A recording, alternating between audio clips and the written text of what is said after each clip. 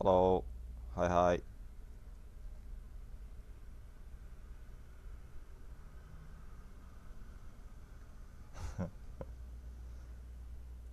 Okay, welcome to my stream. This is Shark here. I'm gonna be doing Gazelleskin Maps today. Hello. Hi, hi. Oh, hold on. Need to turn off the background noise. Okay. Uh, okay, so I'll be doing Gazelleskin Maps today as a solo blue mage. And I'm gonna show you guys how this is done. Now, do note that this is just my second attempt doing this, so I'll probably just mess up and die here and there. Yeah, I tried this once last week, and I did okay for most of the maps, but I did mess up one specific final floor run. And I died at the last boss, which was is a pity. It's a waste, but hopefully that doesn't happen this week, and we'll see how it goes. Okay, now, before we get started, there's a couple of things to take note. Okay, for those of you who are here watching and you want to learn how to do Gazelleskin Maps as a solo blue mage, the reason for doing this is mainly because we want to farm thief maps.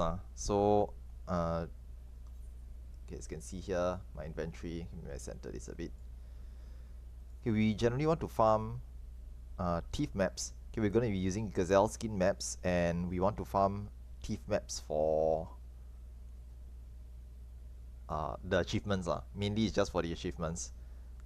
This strategy of farming solo Gazelleskin Maps is actually doable from previous patches. Before Blue Mage got an update to level 80, we could already uh, we could already do this as a blue mage at 70. Okay, the Gazelleskin maps are actually level 70, so as a level 70 blue mage, you could already do this. But with the addition of the newer skills, okay, as well as an increased level cap up to 80, it significantly makes some parts of doing this a lot easier. Oh, okay. Let me just okay. So for example, right, prior to the level increase, when we were 70, right, you had to solo the mobs outside of the maps as a level 70. But now, because you are level 80, you can actually solo the level 80 mobs by yourself a lot easier. Okay, previously, some of the strategies was to use things like Ram's voice, okay, to freeze the mobs, and then ultra vibration to just insta kill them, which is still doable, by the way. Okay, and you will see me using it a lot. Okay, but with the new increase to level 80, you now can just DPS them as normal, as usual, and just get them down to you can just kill them relatively easier because you have a 10 level advantage over the mobs themselves. So there are some benefits to starting to do this now as compared to doing it before when the level cap was 70. Okay, obviously there's quite a number of people who have been doing it already, okay, and they will have found that it's a lot easier as 80 as well. Okay, now before we get started, there's also a couple of things that you want to take note of. Now the first decision that you have to make when soloing these maps is whether do you want to go as a tank or a healer. Now for myself, I'll be doing it as a tank. Okay, so there's a tank right here. Oh, how convenient. Mimic, tank, and I'll be doing this as a tank under a tank mimic. There will also be some players who suggest using healer mimicry, which is also doable, okay, also acceptable. But the strategies will obviously be different. So for myself, I'm using tank mimicry. Okay, I'm going to open up my skills or my spells as well. You can take a look at what I have here. Some of these will be changed as I go through the fights. But there's quite a number of staples. Okay, so just to briefly run through, okay, obviously I need to have my mimicry. Okay, for tanks, you will want to have Mighty Guard, as well as Basic Instinct. Okay, Basic Instinct is mandatory. You cannot do this without Basic Instinct. Okay, for those of you who don't know what Basic Instinct is, the general gist of it is that if you are doing a content that is meant for more than one person, okay, basically if it's meant for, let's say, 4, a light party, or 8, okay, a full party, but you're doing it solo, okay, or you are the only person left. Okay, it means if you zone into a instance and 3 of your 4 party members are dead, and you're the last one left, if you use Basic Instinct, it will kick in. Okay, it will trigger, and it will be you'll be really, really strong. Okay, Basic Instinct increases your movement speed by 30%, healing and damage by 100%, and it ignores the Mighty Guard's damage penalty. Okay, Mighty Guard by default will make you deal 40% less damage, take 40% less damage as well. But with Basic Instinct, you don't have the damage reduction, but you get the 40% less damage incoming. So it makes you really strong. Okay, and you will use Mighty Guard mostly as a tank. Okay, a tank mimicry combined with Mighty Guard. Okay, it just means that you will take a lot less damage. Okay, as a tank mimicry, Ethereal mimicry as a tank, okay, increases your defense, as well as augmenting certain spells. Okay, some of the spells such as Dragon Force will be better. Okay, etc. etc. Devour will be better. Okay, so on and so forth. So you see my loadout here is generally catered towards a tank loadout. Yeah, obviously those using healer loadouts or healer kits will have a different kit. Okay, but later as we go through some of the fights itself, you will see what can be kept and what you want to switch out for other spells. Okay, that's if you are doing it as healer. Okay, personally I'm quite familiar with tanking, so I'm much more comfortable playing as a tank. Okay, now some of the other things to note for before going in is you generally want to have spells suited for the fights. Now, from what I found from my previous attempt is that you'll be taking a lot of attacks, so the number one priority is just to stay alive. Okay, the main things that will usually kill you are just tank busters. Things to mitigate them will help. So I bring Dragon Force. Okay, although this one has a 2-minute cooldown, so not. It's one of the main issues I've been having with doing these. It's just that the cooldowns are too long. So this one is once every 2 minutes. You won't have it up all the time when you need to. Okay, because tank busters will keep coming in periodically, and it won't be up all the time. Okay, the other useful skill to have is Bad Breath. Okay, Bad Breath will reduce enemies' damage dealt by 10%, and it gives puts a whole bunch of other nasty status afflictions onto mobs. So quite useful as well. Okay, I'll try to keep it up as much as I can.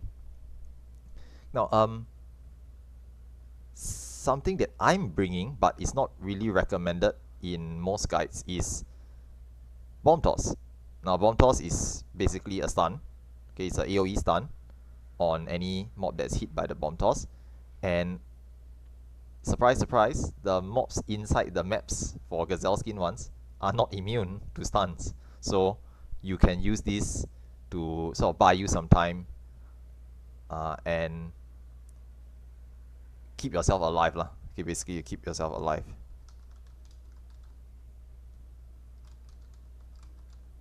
Okay, now other than that, some critical spells will be your heals, so White Wind. Now as a tank mimicry, I don't have the luxury to bring Palm Cure, okay, which is the bread and butter spell that healers will use for heal or healing. Okay, so I'm just stuck with using White Wind. Ideally I shouldn't be taking too much damage, but we'll see how it goes. Okay, tank busters do take out quite a large chunk of your HP, even though you are in basic instinct and mighty guard and tank stance. So um, I'll just need to make sure that I keep myself healthy at all times. Now, the problem with White Wind is just that if your health drops too low, your White Wind doesn't heal for very much. Okay, White Wind, in case you are not aware, it heals you for how much health you have. So basically, it just doubles your HP. So if I have 5k HP, I'll heal for 5k. And then if I use it again, I'll heal for 10k, and so on and so forth. Okay, I need to make sure that I have at least 40 to 50% HP at all times, so that the White Wind actually does something. Okay, if I drop to like 10% HP, I'm not going to be able to heal myself up fast enough to stay alive. So I need to keep my health up. Okay, because of this, I decided to bring rehydration. Okay, you'll see me using it later on. I may need to try to find a different way to deal with the tank busters, but we'll see how it goes. Okay, later when you see me dealing with the tank busters, if you have any ideas or suggestions as to what else I can use, that might be helpful. Now, other than that, some basic spells. Okay, so the usual things, primal spells, J-Kick, Supranaka. Okay, I'm using Feather Rain here because it just does more damage over time. Since I'm the only one doing DPS, I pick Feather Rain. Okay, usually if you are doing it with a party, you can use Eruption instead because it does all the damage up front. Okay, here Feather Rain because it does damage over time, which tends to do more damage in the long run. Okay, Shock Strike, being mortal, Night Bloom, okay, Phantom Flurry. Okay, technically speaking, I don't really need Phantom Flurry. Should probably swap it out for something else. Okay, but I'm just bringing it as a primal skill. Okay, and Mortal Flame and Breath of Magic, these are just the basic dots along with Song of Torment. Okay, your Blue Mage dot damage spells tend to be quite strong. Okay, Mortal Flame is one of the new ones. It's permanent, and you only need to apply it once. So because it's permanent, right, you just apply on the enemy, and it just stays there permanently. Okay, Breath of Magic, similar, but it lasts for 60 seconds. Usually mobs should be dead in 60 seconds unless it's like the boss monster, in which case then you need to recast it. Okay, and some other spells that I'm playing around with. Okay, I've brought Deep Clean and Pit Pelt. Now these two spells, quite interesting. They apply a regen effect when you use them in tandem. So you use Pit Pelt first, it applies a debuff onto the enemies, and then you use Deep Clean, it will remove the debuff and give you regen. Okay, the regen is stronger if you hit more enemies, okay, up to 6. But it's something that I'm considering taking out. Honestly speaking, it doesn't really keep you alive that well, so I might just switch it out for something else. Okay, but this is basically my toolkit. The healing spells are just Devour, Rehydration, and White Wind. Okay, as a tank, you will see later on Devour is actually really strong for healing. Okay, and Rehydration is also very strong. White Wind is generally a spammable heal spell. Okay, the downside is that White Wind's quite expensive in terms of MP, and the previously mentioned restriction, you can only heal with how much health that you have. Okay, and I'll change this as I go along. If let's say I need to use some other spells, not enough DPS, I'll just switch in and out certain spells, okay, to help me along with clearing the mobs. Okay, other than that, you'll want to prepare some maps. Okay, I think most mappers already know this, but you can carry 3 maps on you at once. So I have one in my already opened saddlebag or inventory here. Okay, so this is at Yanxia, so I'll head to this in a short while. And 2 maps, one in my inventory, one in my saddlebag here. So I'm carrying a total of 3. Okay, I'll need to make trips back to town to get more maps later on. Okay, I'm intending to do these for about an hour and a half or so. Okay, and maybe I can do about 9 to 12 maps. Okay, last week I spent about 2 hours doing about 12 maps. Okay, this week I'll maybe do about 9 to 10 maps, and we'll see how that goes now. Okay, I also do want to sort of keep track of how long it takes, and obviously how many TIFF maps we get along the way. Okay, that's obviously the key indicator of performance here. Okay, how many TIFF maps we can get, but that's highly dependent on RNG. So a more accurate assessment would be to see how many maps we can do overall. Okay, obviously, with better RNG, there'll be more portals and it'll take longer. Okay, but as a general rule of thumb, the more maps you can run through, the more chances you get to get TIFF maps. Okay, and that's basically what we want to do. Okay, so Barry's asking how to configure blah blah blah. Okay, that's just let me see if this is here. Character config. UI settings, I think. Let's see where this is. Yeah, so display action help here, position next to cursor is the default. Mine is fixed in the corner. So this is how why my tooltips appear at the bottom right corner instead of next to your cursor. If I set to next to cursor, then they'll appear next to your cursor here. Yeah, I just don't like them blocking my inventory every time I hover over something, so I just make it appear at the corner. Okay, there's a reverse version which is on the left. Okay, but I prefer on the right. Yeah, there's actually a lot of settings in FF14 that most people don't really know about. You learn things along the way, especially yeah, like some of them, like this ping. See, a lot of people don't know this exists. So when I play and there's a lot of lights flashing on the screen, I tend to just ping my mouse cursor so I can find it. Okay, this has to be assigned to a hotkey as well. Okay, I think it's in the keybinds. It's called mouse sonar system. Is it here? Here. That is called mouse sonar here. Okay, I've assigned it to the Z key. So whenever I press it, it pings the mouse. Okay, I've mentioned this to quite a number of people already. But this is for players who lose their mouse cursor when they're playing. Okay, when you're playing halfway and then there's a lot of flashing lights and you can't find your mouse, I just spam this key. So this is useful. Yeah, I think Barry knows this as well. Okay, so without further ado, let's just get started. Yensha first. Okay, obviously I want to have my chocobo out, so I'll just TP over. Okay, if you've been doing maps for a long time, most of you should be able to figure out where the maps are. Okay, so for myself, I'm quite proficient with identifying where the maps are. So like this one here is just this corner here. Okay, but there are resources out there for you can use to sort of I almost click angles. Okay, for you to identify the map positions. Okay, I think Heavensware is one of the websites you can use, but just simply Google. There's a number of different sites you can use. Okay, and it will help you to locate where the map positions are. Okay, for me, some of these are really obvious. I've done this before, so I'll just head over to them.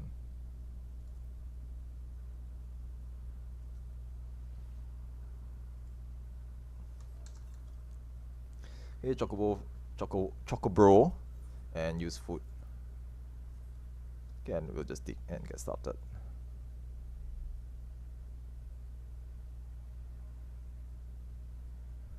Okay, now out here you generally don't want to turn on your mighty guard yet, because it will reduce the damage you deal. Okay, now for mobs, if you're oh shit, I forgot to on my freeze. Never mind, it's fine.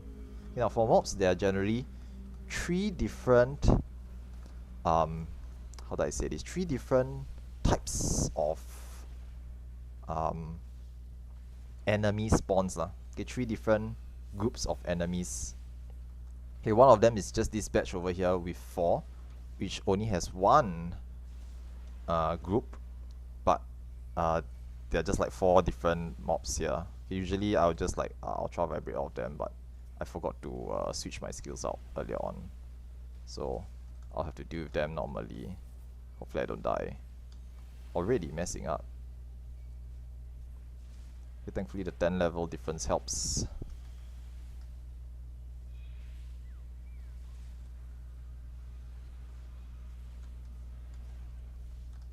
Ouch. That's my rehydrate.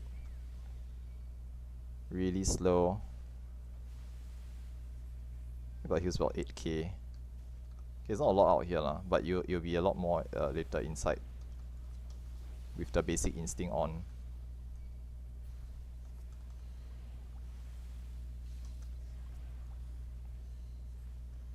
Okay, and I'm a tank mimicry also, so DPS not fantastic.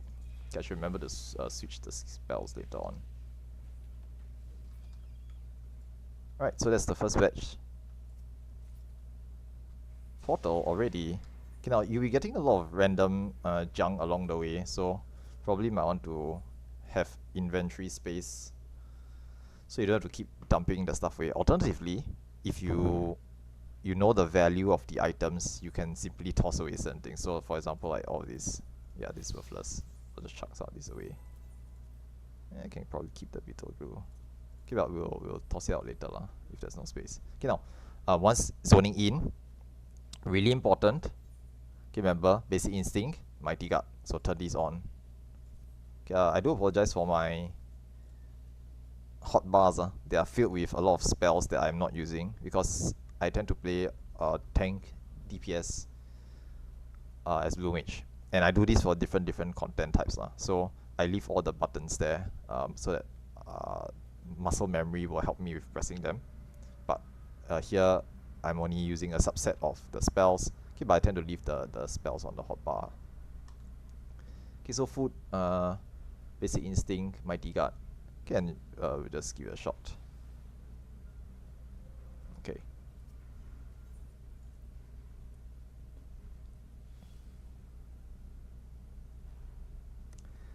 Generally speaking, I think the spin to win ones are worse.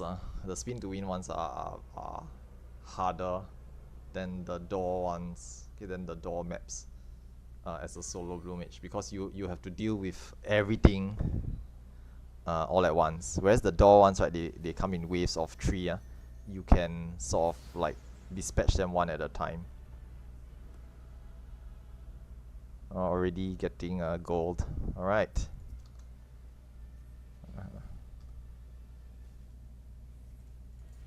Okay. Water flame. Oh, that's spicy. See, I nearly died there of the tank buster. So yeah, always remember put on bad breath. Try to watch out for tank busters. I wasn't paying attention. Nearly died immediately. And Barry will not stop telling me about it. Thankfully I didn't actually die. Is it difficult if not using blue tank? I mean, you either want to be tank or healer lah. Healer is you need to mitigate. Tank is you need to make sure you don't die lah, basically. See, damn spicy. Hey, oh my gosh, too slow. GG. Yeah. So the tank busters really take a chunk out of your HP. Must be careful about it. I was already casting the rehydration there, but it didn't come out in time. So yeah, this happens. Yeah, I could have probably popped the mitigations first.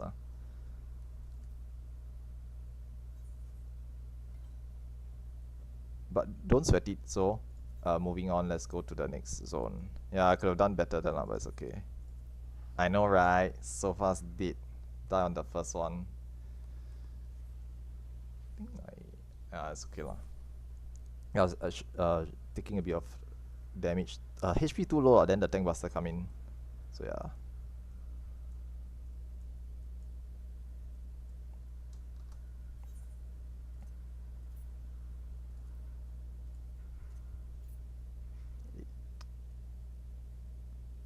This here.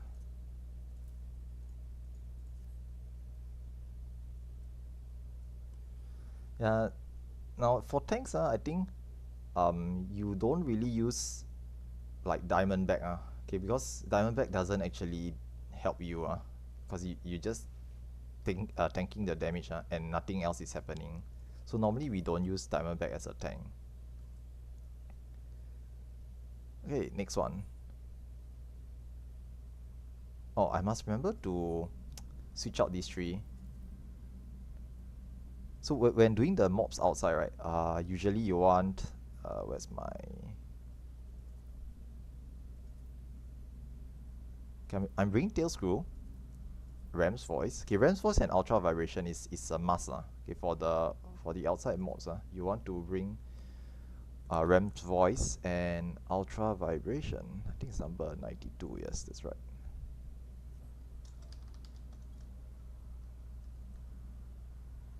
Okay. This is the 3 batch one. So now, pro tip, Ultra Vibrate the first batch, kill the second batch normally, and then if you take long enough, sometimes the Ultra Vibration will be up again. Okay, but even if it's not, you will need it to actually drop off, be off cooldown before you go in, or just as you go in, it should be off cooldown, because you will need to switch it out later, and you can't take it off if it's on cooldown. So you want to use it early on.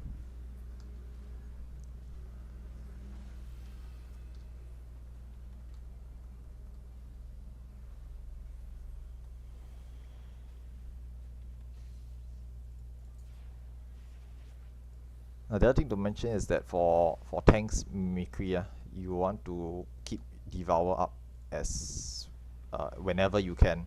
Okay, Devour for tanks is permanent in the sense that it will always be up if you need it. So it has a 1 minute cooldown, but it lasts, I think, 1 minute or 70 seconds. Yeah, 70 seconds. So it has 60 seconds cooldown, 70 seconds duration. Is permanently up for a tank mimicry. So yeah, you should probably just use it or keep it up at all times. Okay, do note for certain parts inside the maps, I will hold back on using Devour because it also heals, and the heal is actually quite strong. Portal again. Okay, let's go in.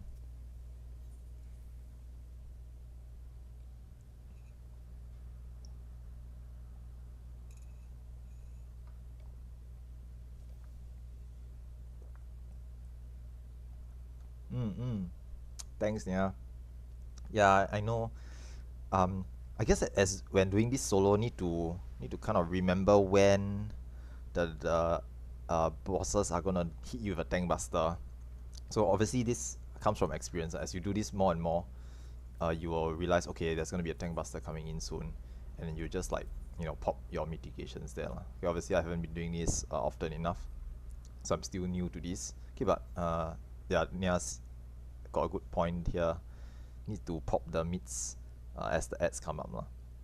Okay, so now I'm inside doors. Okay, this is the doors one. I'm gonna remove these 3 spells. So once again, you need Ultra Vibration to be off cooldown so you can take it out. Hence, I used it early on. Now, do note that some people have considered like, okay, I can set up one loadout for outside and one loadout for inside. Now, that doesn't work because for you to switch loadouts, you need to remove your mimicry.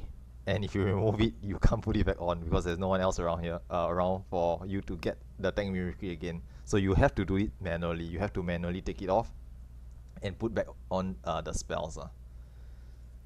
And so usually I just try to remember what spells I'm using. Okay, in this case, I really only need Breath of Magic, and the other 2 I'm just using for fun. To be honest, I probably can switch these 2 out for something else. Okay, but just trying them out to see if the heals actually does much. I guess that's true. Okay, Mighty Guard on, Basic Instinct on.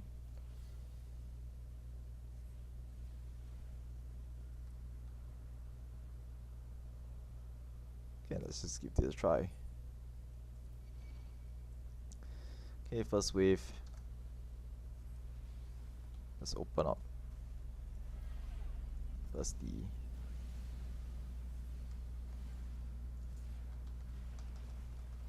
Because I'm doing 200% damage, everything just melts away. Doors, pretty easy. No real worry here. Sometimes the elephant comes out lah. Okay, sometimes there'll be this elephant mob that pops out. Depending on how spicy the run is, you may wish to skip the elephant mob. In fact, I think it's just better to skip it at all times. Okay, always check if there's a free door. Okay, later if we do see the elephant, I'll show you what I normally do lah. But basically the idea is just to avoid it entirely. Just don't aggro the elephant so that it doesn't aggro you, and then you will run away afterward. You just ignore you and disappear, because the elephant doesn't really give anything except like some materia and sometimes some clusters lah. So you don't really need the elephant, so just ignore it. Okay.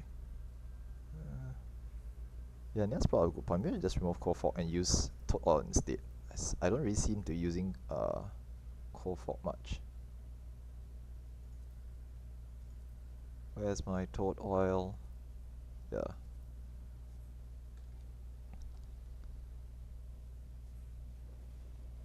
Right.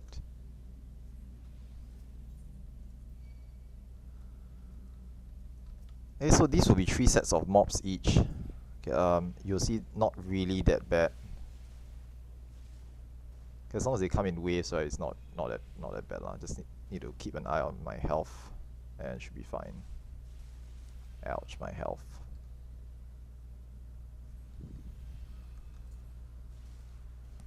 Okay, these bombs do good work as well.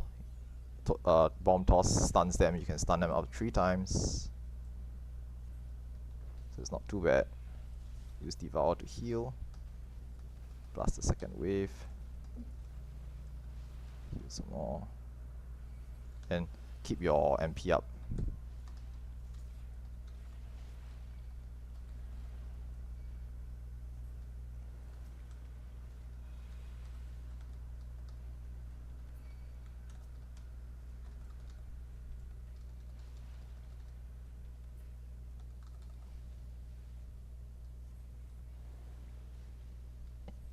Yeah, the main thing that will eat up your MP is probably just the White Wind spam.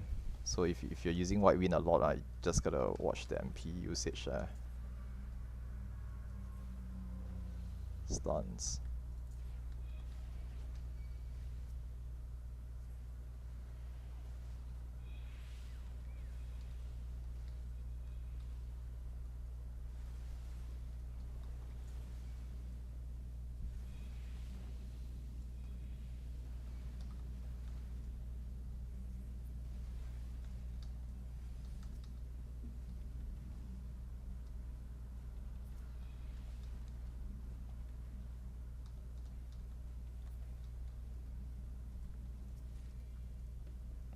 It's all relatively straightforward.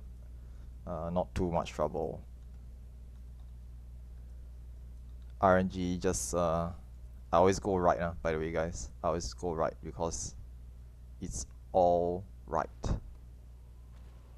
None left. So always go right.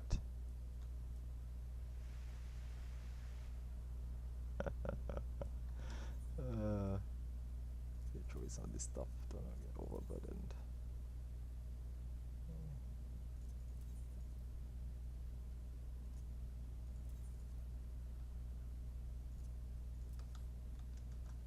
Okay, refresh toad oil.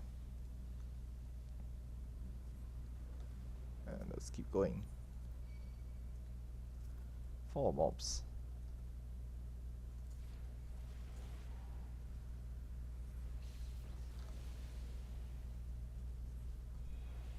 Force.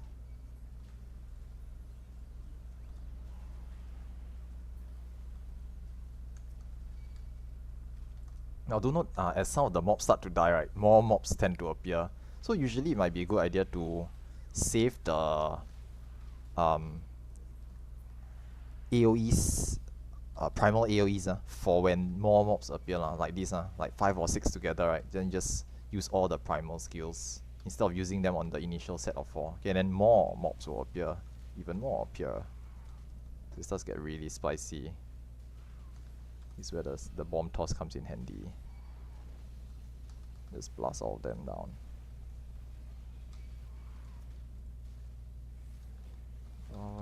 Breath.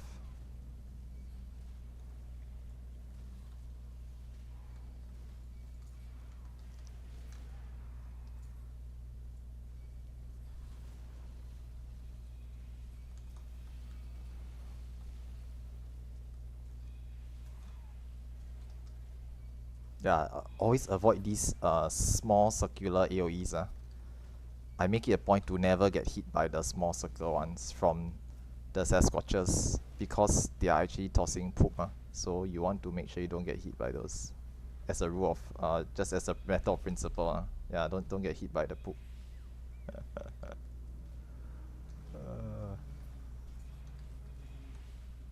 Nice.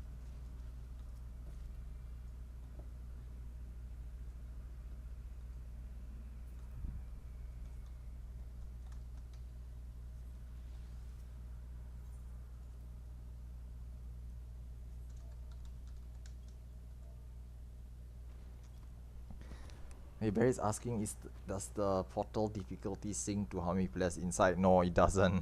You always get the same mobs all the time. So because of this, right? If you can bring friends, it will be great. It will be a lot easier. But not everyone has friends. So sometimes it's just unfortunate. But you have to do it by yourself. Plus, this is a great way to, how do I say this? It's a great way to farm maps. Okay, the reason why we are doing, okay, so notice I already got on TIFF map here. The reason why we're doing it solo, right, is just because if we have 8 people farming, I would have gotten 1 map. 8 people get 1 map. If 8 of us do it solo and we each get 1 map, right, we have 8 maps. We might take more time, but at the most maybe like twice as long, 2 to 3 times as long, but we get 8 maps as compared to 8 people doing 1 set of maps. It might be faster, but the net result is you get less maps. So it's a more of an efficiency thing. But it's difficult. Okay, obviously as you saw earlier on, I died. So sometimes you will just like derp and get killed. So until you get good, until you get better at this. So there's a trade-off. For those of you who still prefer to like do them with friends, okay, or do them in a group, right, you should still do them in a group if you don't like the added stress of having to deal with like fighting mobs by yourself, and then there's a risk of dying. You need to keep watch your health, things like this. So what I'm doing here is trying to show you guys how difficult it is, and how much leeway you have on handling the mobs, what you need to look out for, so that when you do get into it, it's not too bad. Okay, obviously there will be some players who are really good at doing this. Like if you're proficient at doing solo content, or you do savage difficulty content, you know how to watch your mitigations, your heals, you're a tank, okay, especially if you're a tank, or you're a healer, okay, and you're able to sort of watch your rotations, use the right skills at a certain time, don't get pressured or stressed, then you should be able to do this just fine. Okay, and here I'm showing you that for myself, okay, I'm not particularly good at this game. Okay, I know it's like a running gag. Most of you know that I'm just I play tank because I'm bad at DPS. So I can't really do like high damage numbers and things like this. So that's why I play tank. So at least if I can't pump out the numbers, I just take the hits instead. Okay, but even me who isn't particularly fantastic at this game can still do an okay job with it. Okay, although I did die earlier on. Okay, but as I keep doing this over and over again, over time you start to build up muscle memory, so it becomes a lot easier. Alright, next map. Okay, again, remember to remove the spells. Okay, put on my tail screw. Okay, for those of you wondering why I'm using tail screw, okay, it's for, now we've seen 2 of the 3 different mob types. Okay, there was the one mob with one set of mobs with 4 different enemies, which can be vibe checked. Okay, what they call vibe check, which is basically you freeze and then you ultra vibe them. There's the 3 sets of 3 enemies each. Okay, all the same enemies, which you have to manually kill one after another. And there's a third set. Okay, maybe you'll see it here. Okay, no, this is just the first. Okay, so now that I've got my freeze and vibe check, right, just vibe, insta kills everything, no problem here. Here probably no portal expected. Okay, now the third set is one mob, something like a boss mob, which will spawn many smaller mobs when the HP reaches a certain level. So for that fight, what I do is I use tail screw. Okay, tail screw is a percentage chance to insta kill something. Okay, there's a percent chance for it to one shot. Okay, quote unquote one shot. It will drop the mob's health to like a single digit number, and then you just like hit it once and it just dies. So what I do is I just tail screw that one mob until it has no health, and then it will instantly spawn the other 2 batches of mobs, and I vibe check those instantly. So that's how I deal with the handling of that specific mob permutation. Okay, let's just refresh this. Now I'm grabbing more maps from my retainers. Personally, if you wish to, you can just simply buy them off the market board. Okay, here what I do is I just stockpile my maps into my retainers. Okay, so usually what I do is I have a lot of spare maps that I keep throughout the week. Okay, I just farm the maps.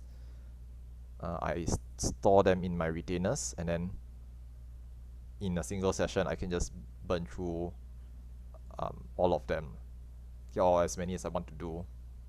Okay, obviously for those of you who have done maps long enough, you all know the mailbox method. Okay, the mailbox method, you just send the maps to a friend, and your friend sends it back to you, and it just stores it inside your mailbox. So I have quite a number of maps inside my mailbox as well. Okay, once I run out of them from my retainers here, I will start to pull them out from my mailbox as well.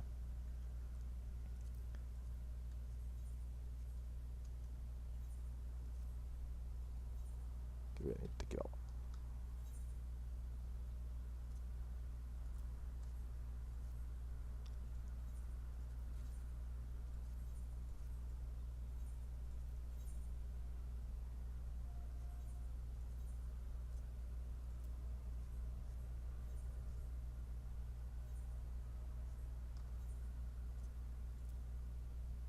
Okay, next set of maps, Ruby Sea, going back there again.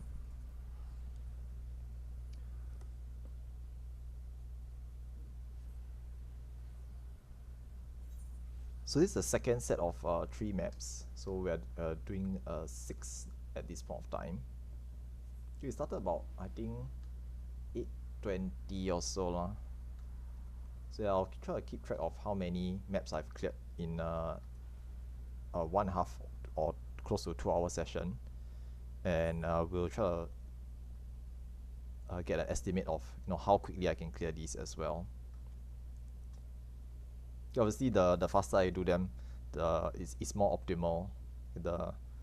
But that will increase as I get more proficient with running through these. Can you report food?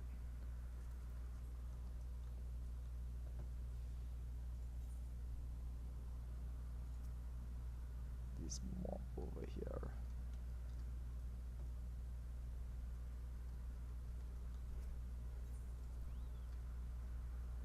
Okay, so there's 3 groups of mobs.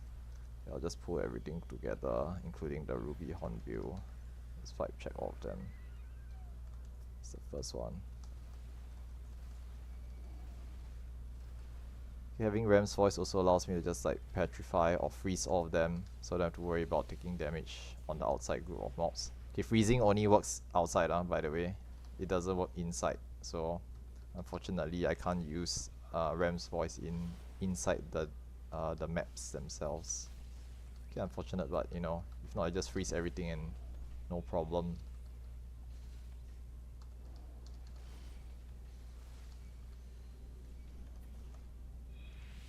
There's one more over here.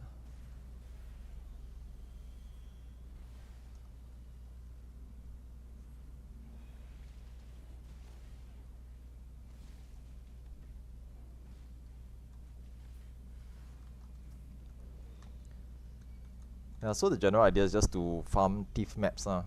Um, Obviously, you after farming thief maps, you generally don't want to do the maps, okay, the thief maps solo. Now, uh, you can using the strategies that I'm showing off here. Okay, like you can actually solo the thief maps as well. Okay, you do the Gazelleskin maps, you get the thief maps, and then afterwards you can just solo the thief maps by yourself if you wanted to. But honestly speaking, you really shouldn't. Okay, you really shouldn't solo thief maps.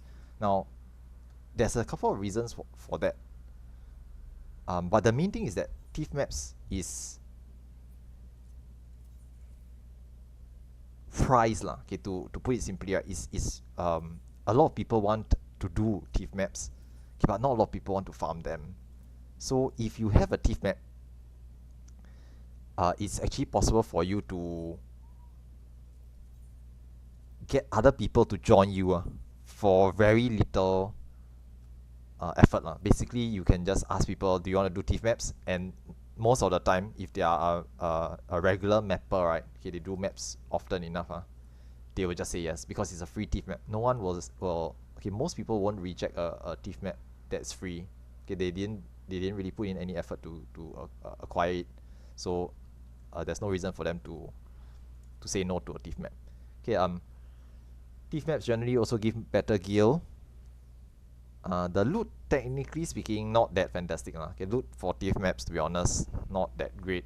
Okay, if you've been doing gazelle skins for a long time, you realize that they just recycled the loot tables. Okay, the same loot that you get in gazelle skins, you also see in the thief maps. So, not that fantastic. You don't get anything special out of them. Okay, but most people want to do them for the clears. Okay, and the guild is generally higher as well.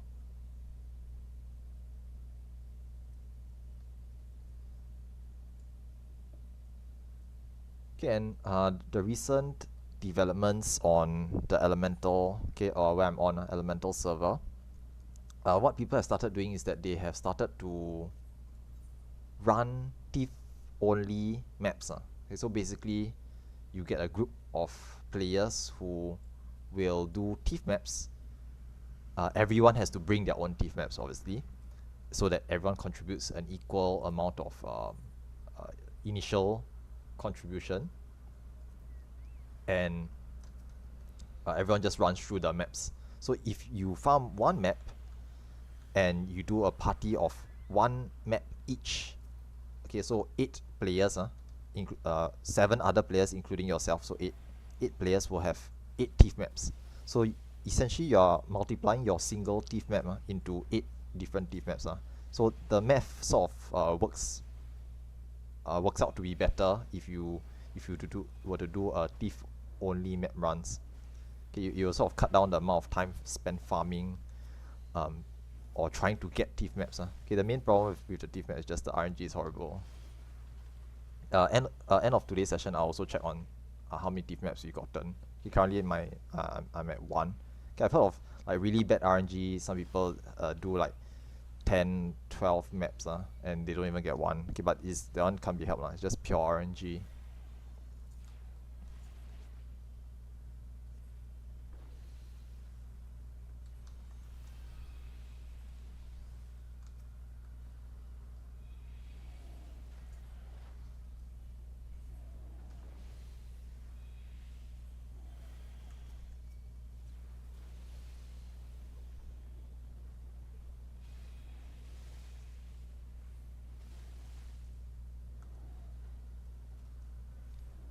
Any of you guys know like some other skills that I probably should be using for these?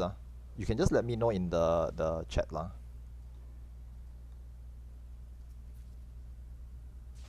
Next portal. Get up junk. Let's throw these out.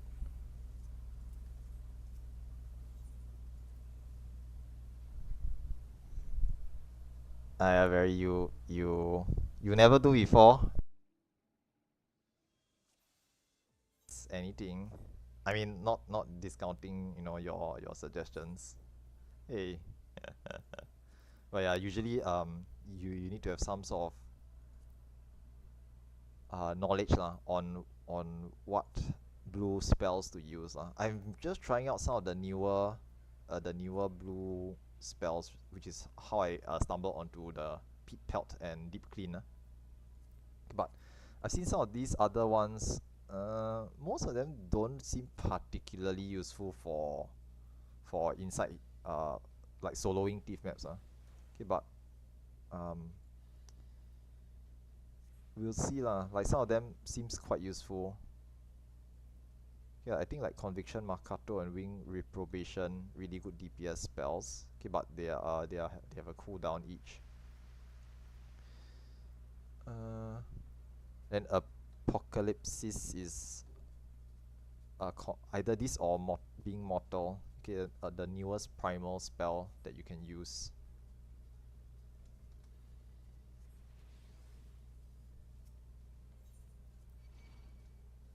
Alright, let's see what this is. Yeah, I've considered like getting more more mitigation spells, basically, cause like sometimes it just takes too much damage.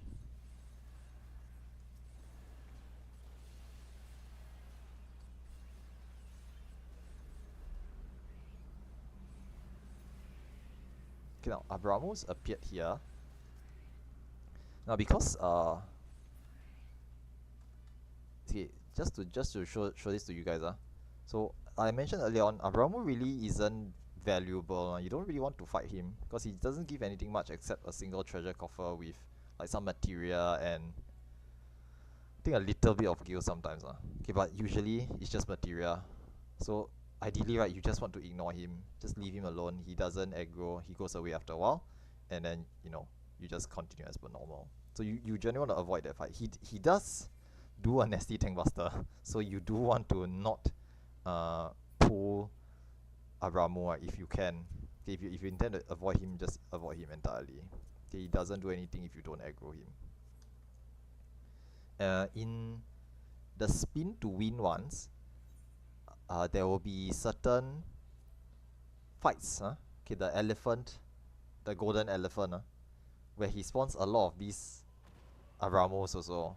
You can do the same thing there, so you just ignore all of them and just hope they go away. Just like if you don't say anything, maybe they will just not notice you and leave. Yeah, so just ignore the elephant. Now, sometimes you will have the golden whisker spawn. Okay, golden whisker, if you can kill it, it's great. But always prioritize keeping yourself alive. Okay, up to now we haven't seen any golden whiskers yet, so that's unfortunate. But if we do see one, if I can kill it, I'll try and kill it. But I always prioritize staying alive first, because if you die, then that's it. There's no point getting killing the golden whisker then after you die. Okay, this one's here. Let's go. Okay, map number 6.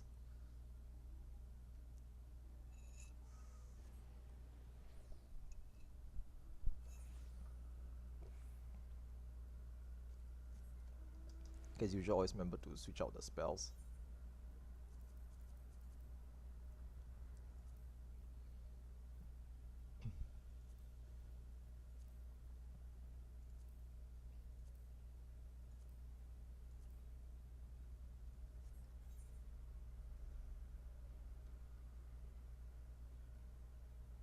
Okay, this one's actually right here.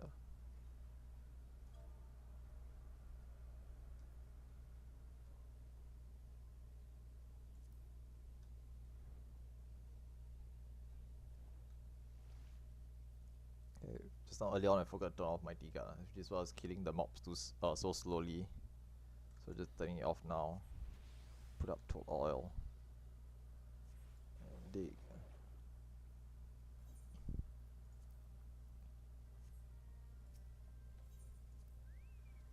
Okay, so this is the single mob. Okay, the single mob with 2 pack of ads. So just watch what I do here. Just freeze it and then just spam the tail screw until it just dies. There's a bit of RNG involved here, so as you can see, I'm just missing all the attacks. Okay, but my Chocobo will tank it for me. Thank you, Chocobro. I won't make it into KFC. Okay, it got hit. It dies. All the ads spawn. Just wait for them to come towards me. Freeze all of them at once. Ultra Vibe. Okay, Vibe check. They all die. Solved. So this is how I do this set of mobs. Yeah, unfortunately no portal. Okay, so out of the 3 different batches, the worst one is actually the 3 set of mob batch, because you have to manually fight them. The single pack is just Ultra Vibe or Vibe check. The single mob is just tail screw and then Vibe check. But for the 3-pack one, you have to actually do it properly. You actually have to kill them yourself. Yeah, so I've been using these for the normal map runs. Okay, normally if you do these runs in a group, most of the time or most of the map hosts will probably ask you to like split up and go to your own map, find your own map and go to it yourself. So if I have my own map in the middle of nowhere, I'll just go to it myself. I open it, and then if it's just the 4-pack, I'll just kill it by myself, no problem. So it's also quite useful in doing normal maps. Wait, what? What did Barry see? Damn, saw my retainer guild. It's not a big secret, to be fair. I don't really mind. Y'all can watch, y'all can see. But yeah, I stopped farming guild after a while ago lah. Let me just dump this here. Try to get 3 more. Yeah, so I'm now using the mailbox method. Thanks, Barry. Okay, you can see all this from Barry Venus. Thanks very much, Barry. Yeah, just add her as friend, then she can send you maps. I send her maps every once in a while, and then she'll just send them back to me. Hopefully, if she starts doing this as well, then we can help each other. Then I can send the maps to her, then she can send to me, then she can do her own solo Gazelleskin Maps. Okay, you can go and farm your own maps, and we can do thief map runs together next time. Get Shiro to do also, and Stir also if Stir wants. But Stir, I know Stir is quite busy these days.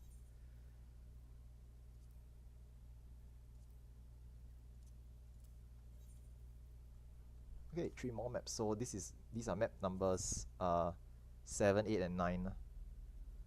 Okay, going back to Azim. Okay, this one's here.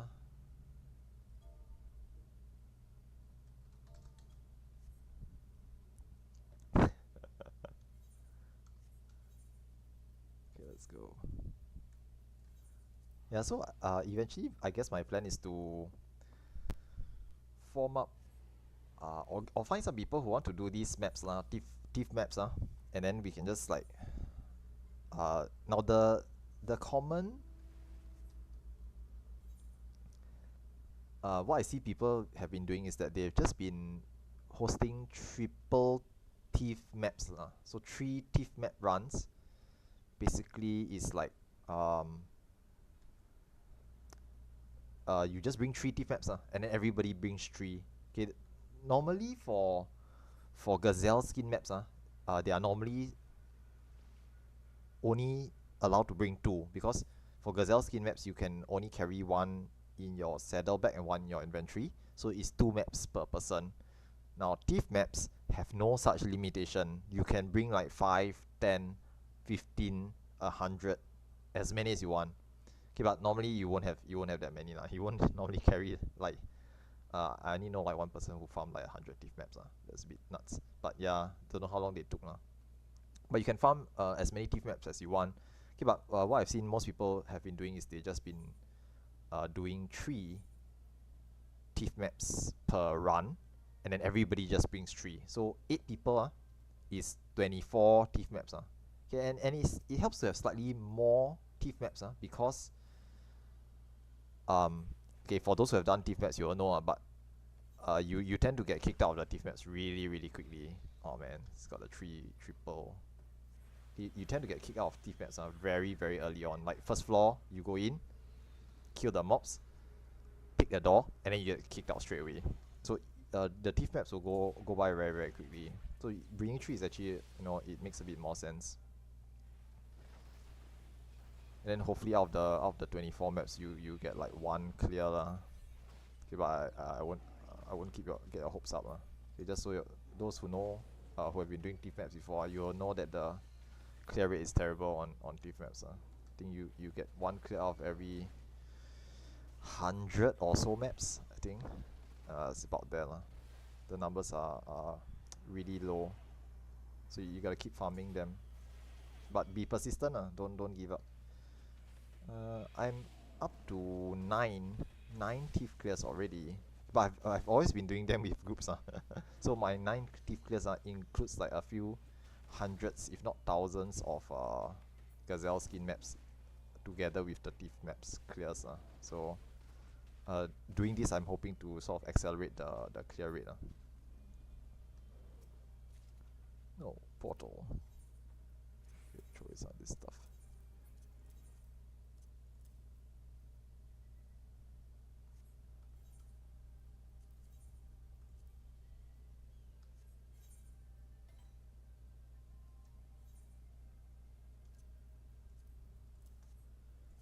Okay, picks, this one's easy.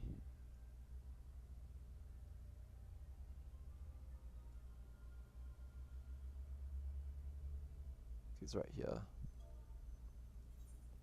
And this is how I normally decipher my maps. I just like eyeball it and figure out where it is.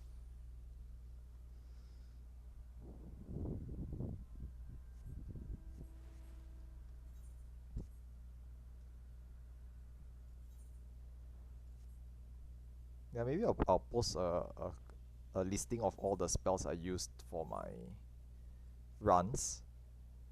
But yeah, if you have like any suggestions or anything you wanna suggest to me on how to improve my solo thief map runs, you can just post it in the comments as well.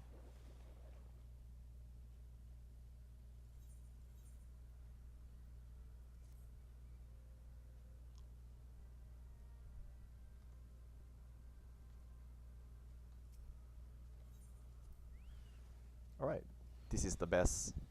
4 mobs, different types. Just vibe check. Easy.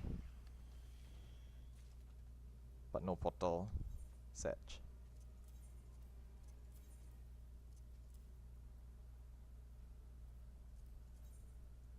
Okay, so this is map number 9.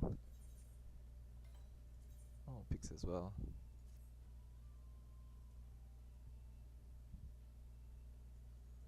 And it's all the way down.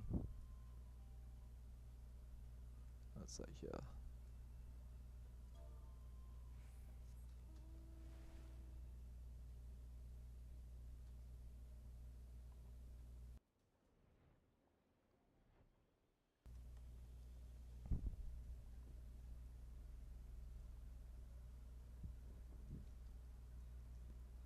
Yeah, I've considered like adding some of the other like mitigation spells for tank as blue mage. So for example, like Chelonian Gate, useful for taking the hits. Like as you all can see, the main issue is just not surviving. Not so much as damage. Damage is like over time you just kill the mobs. So it's not too big of a deal. But it's mainly like taking a sudden large amount of incoming damage, then it just gets you killed. Okay, vibe check not ready, unfortunately. I should have waited 30 seconds, that was my bad. Okay, 20 seconds more. Yeah, sometimes you might just have to wait lah.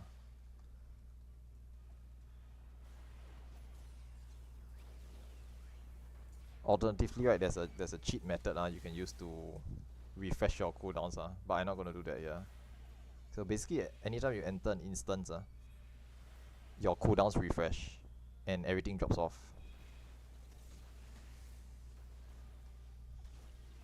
Okay, I can vibe check them now. They got immune to it. Never mind. Freeze too many times. Guess I'll kill them manually.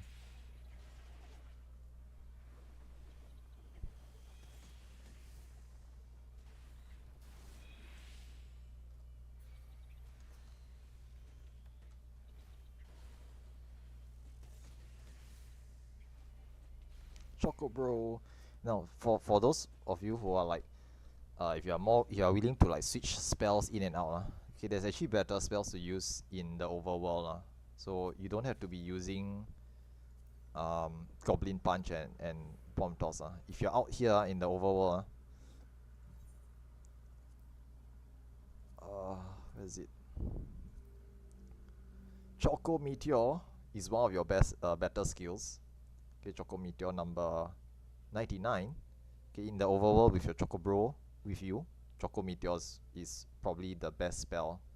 However, with the recent introduction of the newer spells, there is now Sea Shanty as well, okay, which does 1000 potency if it's raining.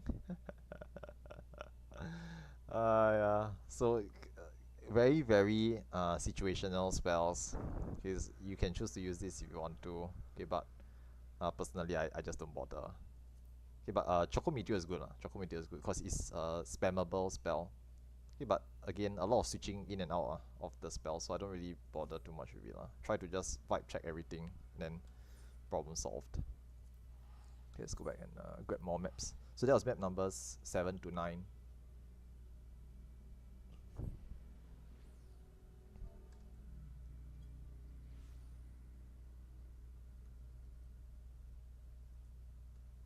Yeah, alternatively, if like you don't want to use the...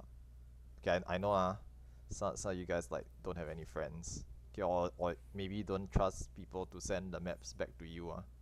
You can simply just buy them off the market board. To be honest, the map prices not that expensive.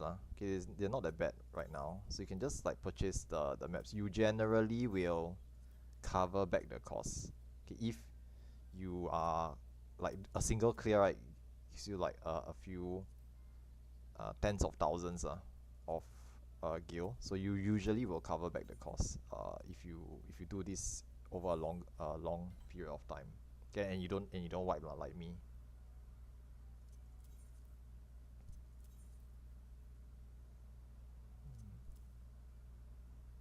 Okay, there's fringes. And ideally you want to clean up your inventory as well, but I'm a pack rat.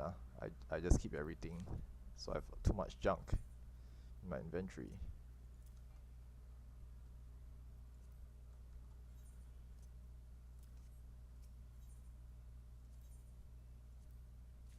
But yeah, this is a good way for me to clean up all my stored maps. In the past I used to like, okay, because every day you get to harvest one map, right? So what happens is that I would just like gather one map every day, but I don't do one map a day. So it will start to accumulate. Okay, at first it will be all your retainers. Okay, I only have like 3, so I've put one in each retainer. Settle back inventory, that's 5. Open one on you, that's 6. And then 20 more in your mailbox, so I can have up to a maximum of 26 maps. Okay, Gazelleskin Maps. Yeah, I know, right? I've been keeping these for a long time, as you can see. I think the longest was a year ago, but I haven't been using them. I always start by using the ones that I have on me or in my retainer. So if I don't do maps, they'll start to accumulate.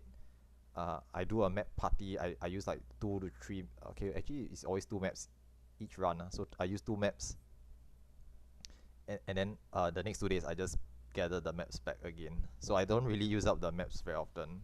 Hence, I have so many spare maps in my mailbox. Okay, but doing this helps me to clean them out. So like a 2-hour session, I just use like 10 maps already. So it really helps me to clean up the maps, which is really good. The 3-pack.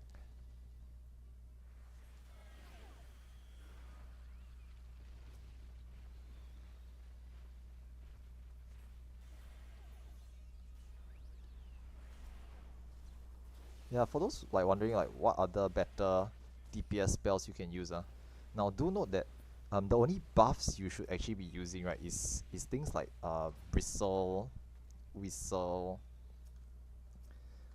okay, obviously basic instinct I already covered, okay, but you shouldn't be using things like moon flute. Okay, moon flute is well known to be a really strong DPS buff, for like most of the raids for blue mages, do the primal fights, okay, the EX fights. Most people use Moonflute, and most blue mages are well aware of the Moonflute opener, which is basically within the 15 seconds that you have Moonflute up, you just like unload everything. Okay, but it's really bad when you're solo, because if you have 15 seconds of not being able to do anything, you're probably gonna die. So we don't use Moonflute here. Okay, we just rely on um, basic instinct lah. Okay, basic instinct and your mighty guard tank stance. No portal.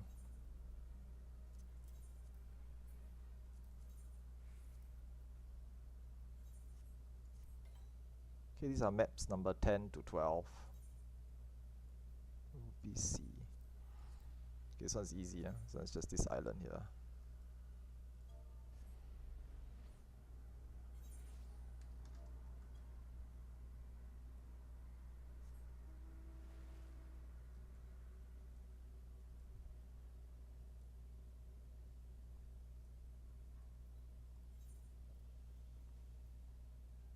Yeah, I guess there's a couple of other spells can be used for tank. Like Shieldtron is one of the newer ones for tank mimicry. Okay, but it's basically a counter attack spell.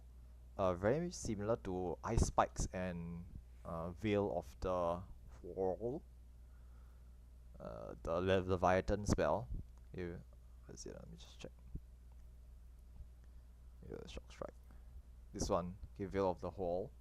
So these are basically like counter attack spells, and personally I don't think these are very very good. Like damage that is reliant on you taking damage, right, is generally not that great. Yeah, it's generally not that good. So usually I don't use these lah. Okay, but the only exception I think is uh Chelonian Gate. Okay, this one. This is the only exception. Okay, Chelonian Gate is a mitigation spell plus counter attack spell. So when you take enough damage, you can trigger it once more, and then it will unload or release an explosion that does damage back to the enemies. So this one can be considered. Okay, the only problem with this is that you have to stand still for as long as you channel it. So again, spells that you need to stand still and let the enemy hit you is just not very good. Because you're not doing anything and just taking damage.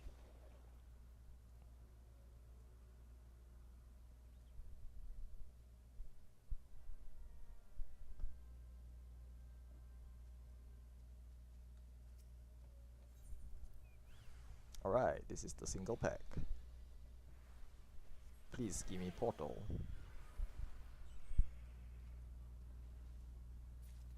Nice.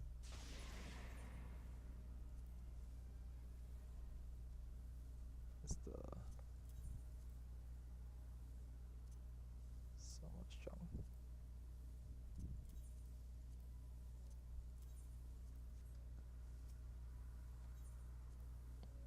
Yeah, there'll be some downtime in between like sometimes you have to wait for your like cooldowns to come off but yeah, not too bad Okay, and getting into the zone allows you to remove the spells because they reset the cooldowns. Again, the only exception is you cannot change the kit because your mimicry stops you from doing so. Okay, now this is spin to win, so it's gonna be a bit more spicy than usual.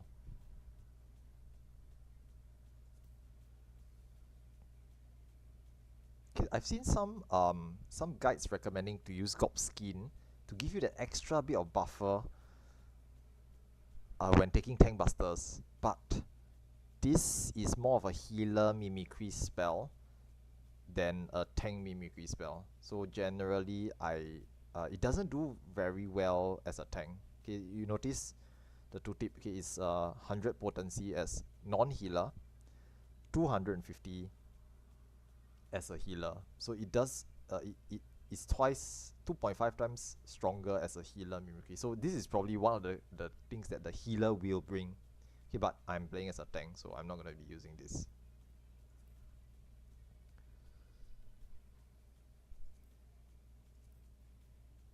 Yeah, this doesn't work on yourself.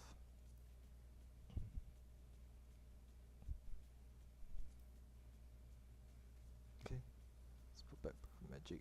Okay, I really should be using my Breath of Magic spells and Mortal Flame spells properly as well. Okay, I'll try to tag the mobs with it. Okay, so total all up. Mighty Guard, Basic Instinct. Okay, and let's give it a go.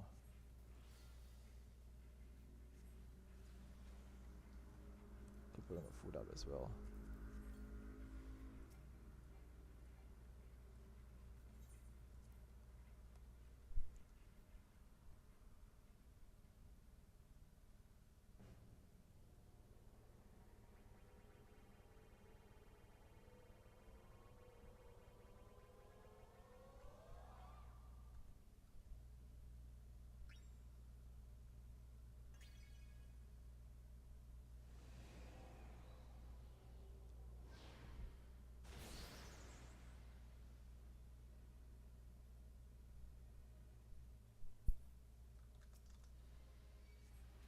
Okay, Doll Mob, not too bad. Okay, open with the dots. So always open the dots first. Oh, spicy. Heals. See, that was my rehydration with Swiftcast. So I use the Swiftcast rehydration. I'm trying to hold the Devour for when I need healing again.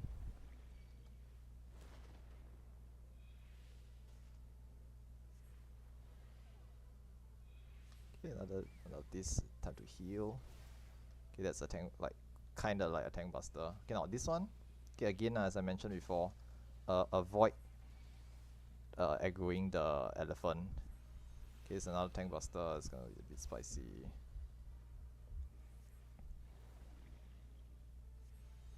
Okay, and here because not very confident with dealing with the tank busters here, I'm just gonna ignore the whisker as well.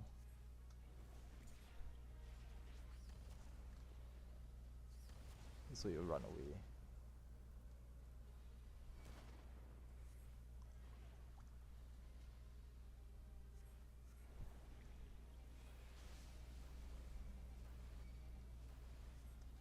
Okay, just watch out for tank buster, Mystic Flash. Ouch. Again, MP as you can see is a big issue for tanks because I'm forced to use White Wind to heal instead of Palm Cure that healers can use. Yeah, they run away quite fast. If you don't aggro them, they'll run away really quick. But if you do aggro them, then it's not too bad. Then they'll stick around longer and run around.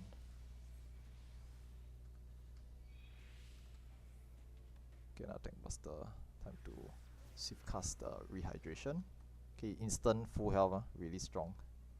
Okay, crit rehydration. And that's done. Nice.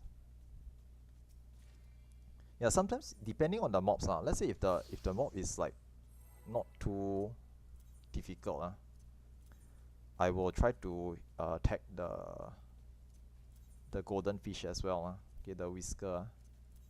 Okay, but if it's too much to deal with, then I just skip it. I mean, just extra gil and some crystals, crystals or clusters. Okay, but if you can get it, it's great. Again, as I would expect that once I get a bit more comfortable with doing these, right, I will be able to just tag the mob. There was really no other threat in that fight, just the boss and making sure not to hit the elephant. Okay, do note that Blue Mage's spells tends to be AoE spells, so you want to be very careful not to collateral damage and hit the elephant. That's just the other thing you need to be careful. Okay, like things like Serpenaka, Shock Strike. Night Bloom. These are all AoE spells. So if you hit the elephant's gonna come after you. So I was just being really careful there and not trying to hit the elephant.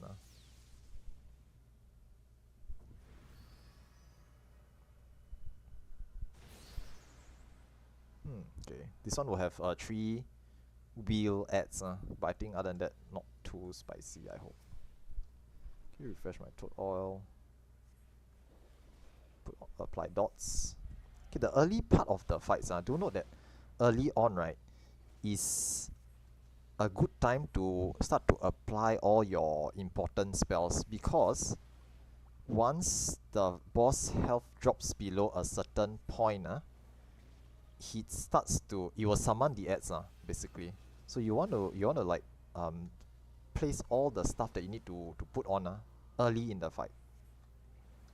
Okay, and also hold back a bit on the AoE spells for the ads later on. So the long cooldown ones, right, you generally don't want to use immediately or early on. Okay, so the ads have appeared here. I'll try to take all of them out at the same time if I can.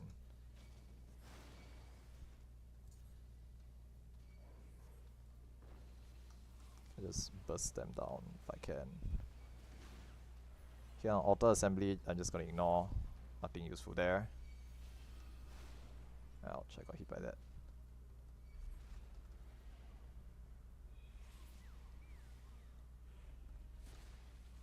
Yeah, avoiding these. Yeah, the auto assembly doesn't really give anything useful, just the vase and some gil, which is really useless. Definitely not worth trying to take them down.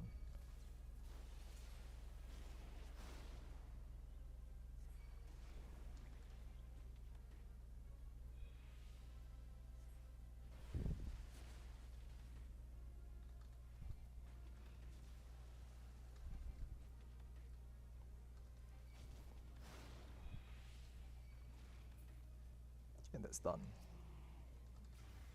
Okay, and they run off as well. Nice. Refreshing my spells. Tossing out the crap.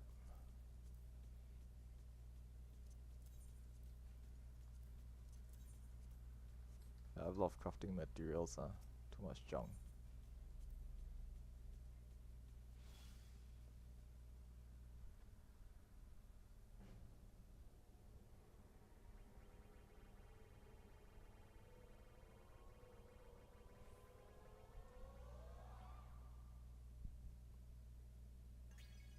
Yeah, Nia does mention something really useful here. I probably should have brought some hyper potions as well. So yeah, you can actually use like healing potions in here. I should have brought some.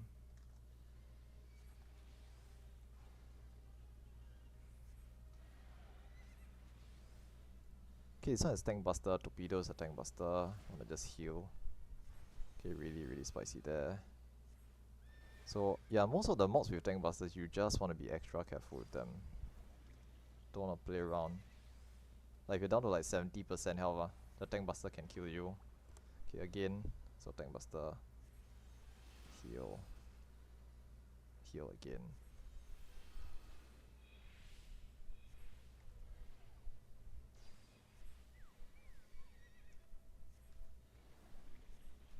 Okay, auto assembly, just gonna ignore.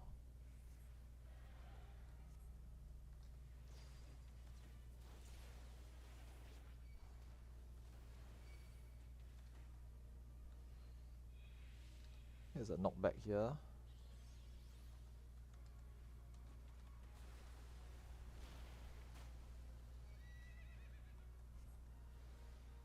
Tank Buster.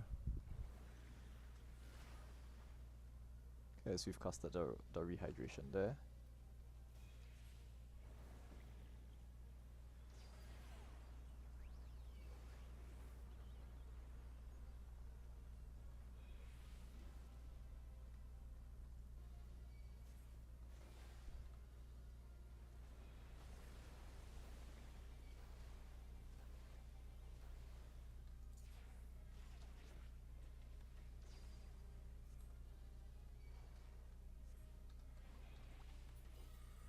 Nice. Yeah, I managed to kill the 5 of them from the collateral damage. 10 extra poetic bonus. Nice. Plus 100 gil for teleportation fee. uh, yeah, they just got killed from the splash damage that was just firing all over the place.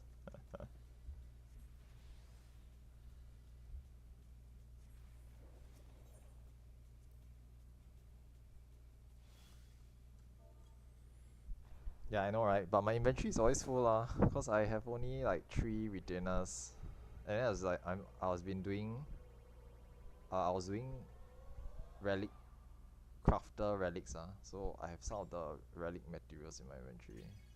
Most of the time I just know what to throw away so usually what I do is I just instantly toss away the low value items so most of these like material, um, basic crafting mats and all that I just keep only the useful things.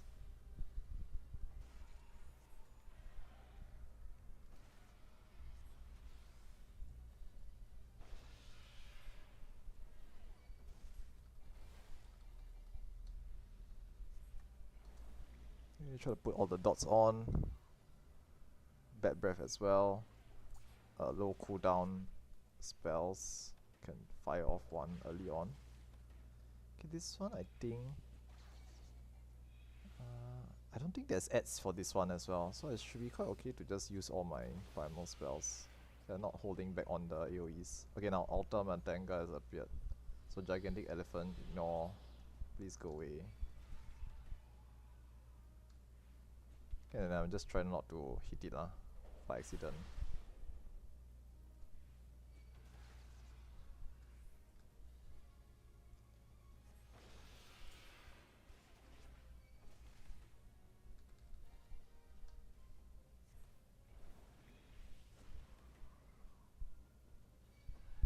Okay, it's gone away, very good.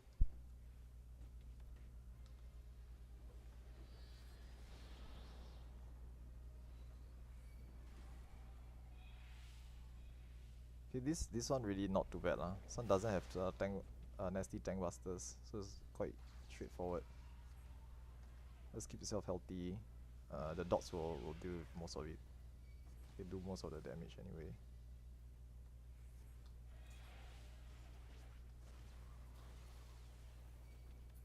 Yeah, it's only the really the ones that fire off tank busters every so often. Those are the ones that you want to be careful of.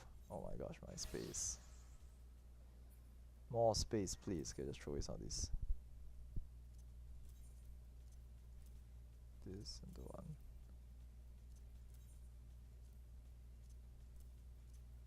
Actually, this material can throw away. Yeah, I only keep like crafter and gatherer material mostly, but those are still useful at lower levels So let's jump. And then some of these rare drops furniture still okay furniture not too bad.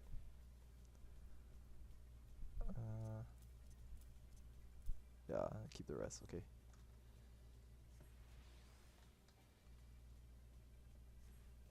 Yeah, ideally I should have like enough space to keep everything but you know, crafter, gatherer life, never enough space.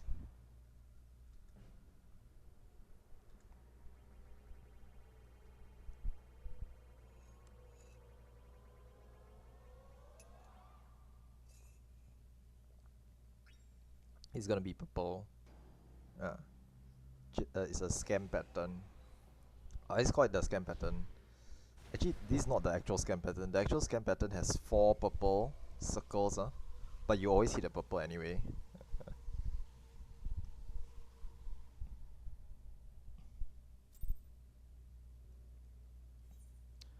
Right, next.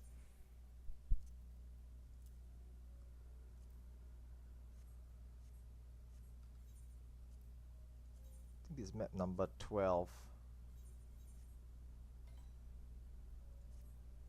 Here's Azim again.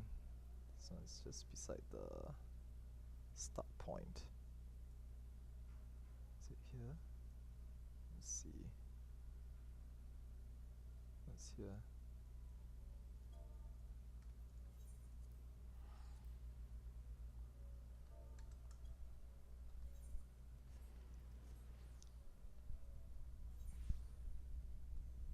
Actually, the other thing to mention is that you should probably like empty poetics, because you'll be getting poetics as you do these maps as well. But to be honest, poetics don't really have that much use.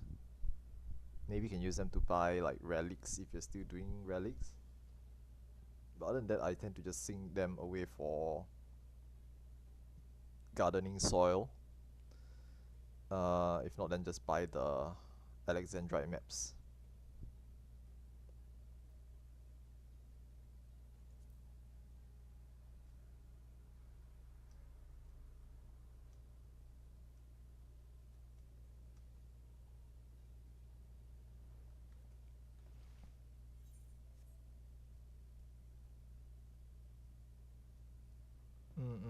But I think soil is kind of cheap nowadays, so like, if you don't really need the soil, right, or if you need the soil, you can actually just buy them from the market board, Okay, remember change the spells back.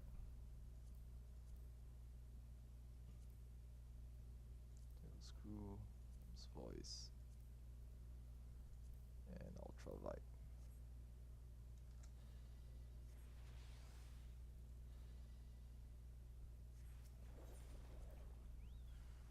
Right, so it's the single one strong monster with multiple ads, so just hit it already.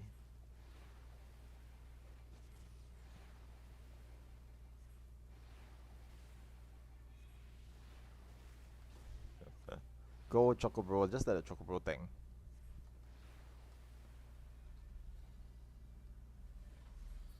Nice. Now normally if I'm playing not solo, I'll have, what's this called now? Hydro pool to pull all the mobs together. Okay, but here because I don't have space for that many spells, so I'm gonna just manually gather them together. No portal. Toss with the ink.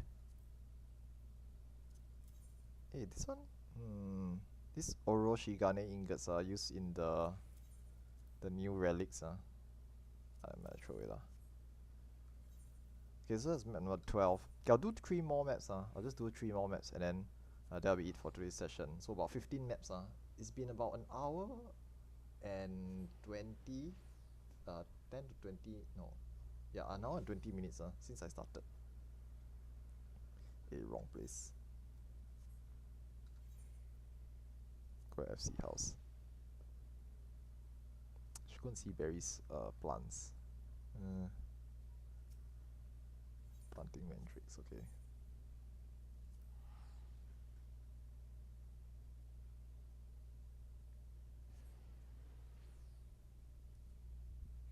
Yeah, nowadays the gardening, not much else, not much to plant. Just I've just been crossbreeding plants for making onions. So if you still grow crops in your houses, you can buy the soil using the poetics. Okay, but otherwise, not much use for them. Yeah, I help water your plants every so often, Barry.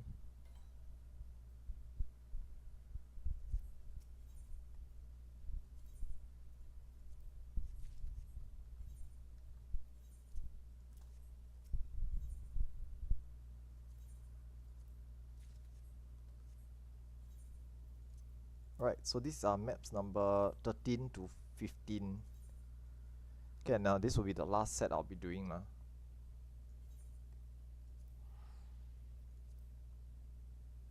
Last week I did about 12 maps, and it took me about 2 hours. So I had a lot more portals last week. So this week is just less portals. Hence is burn through maps faster.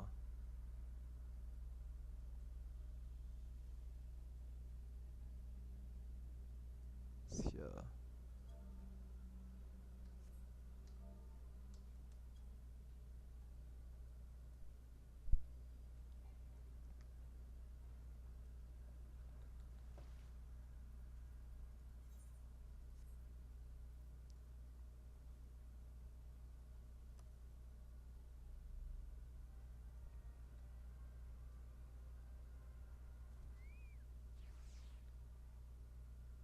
And my Chocobro went off. I'll give him another.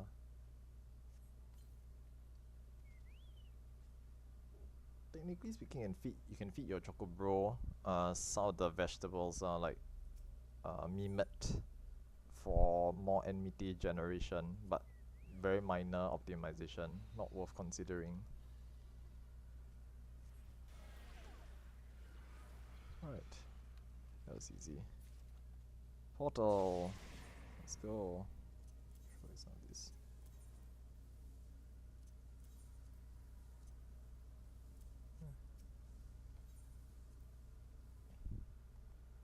Actually, now I think about it, I don't actually have to use the ultra vibration early. It will always come off cooldown after you zone in, so you just need to switch it out after you zone in.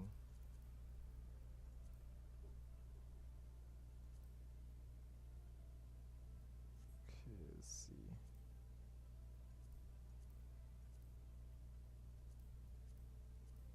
Yeah, I probably will be switching out Pit Pelt and Deep Clean after this session.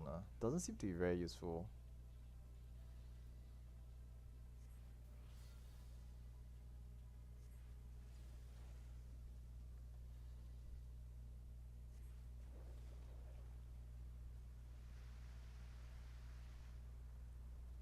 Probably get a couple more DPS spells.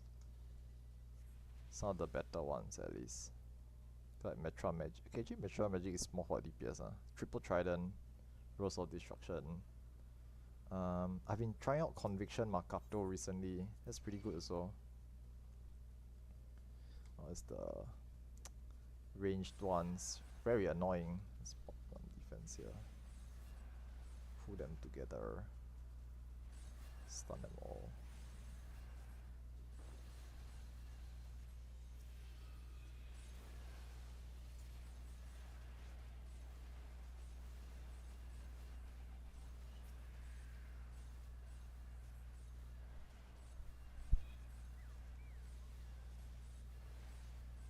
You notice if the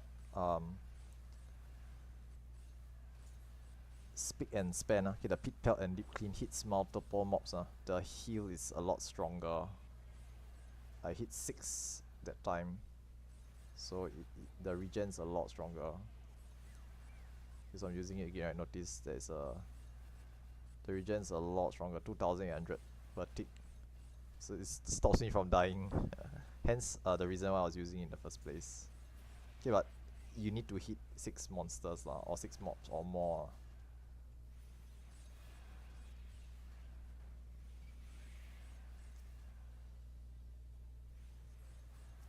Okay, if you hit 1, then the heal isn't as strong.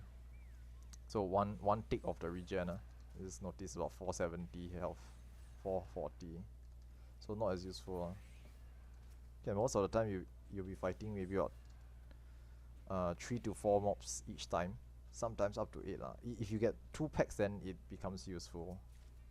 But if you don't, then not that great. And it's 2 spell slots for that regen effect. So we might consider just switching it out. Okay.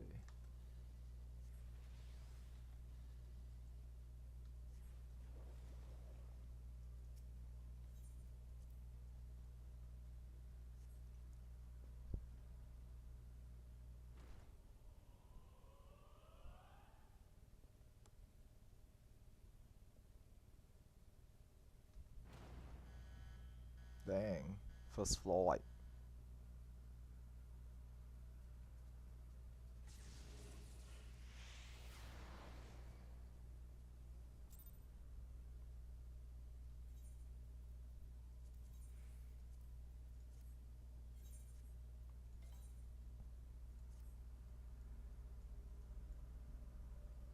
Okay, this one's here. This nearer.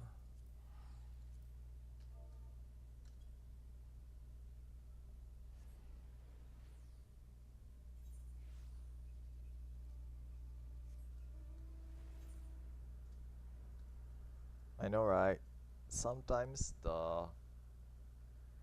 it's just random just RNG things. Just kicks you on the first floor. Usually you expect first floor wipe on like Thief maps. Thief maps usually wipes you on the first floor. But yeah, unlucky.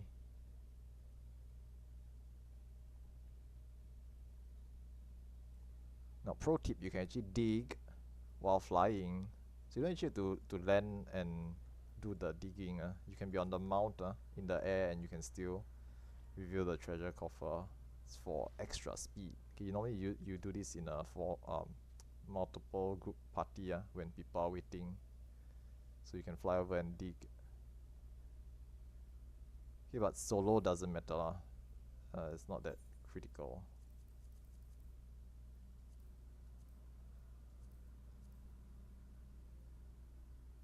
Oops.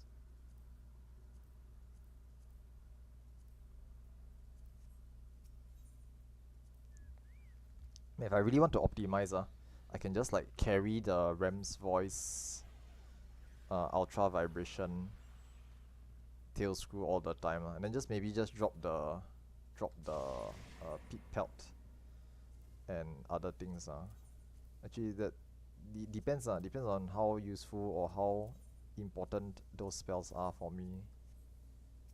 Maybe once I get comfortable with like doing this a bit more, I'll just like keep the Ram's voice ultra vibration tail screw on all times at all times. It's like I just don't need to use them inside here. Okay, but for now I'm still using having the extra heals or maybe like Chelonian Gate or something else that can actually help.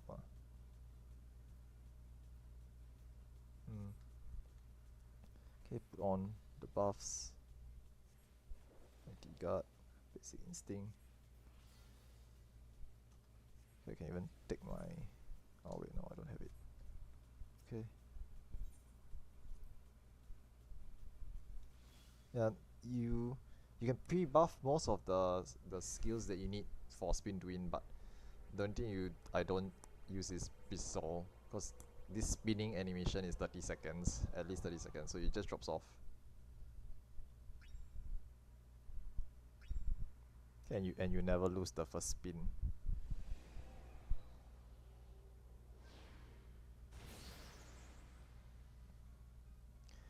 My inventory is a work in progress. Don't worry about it.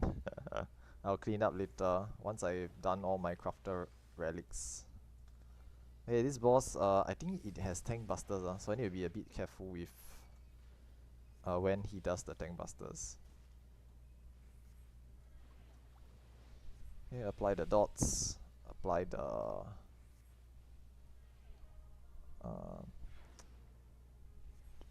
bad breath.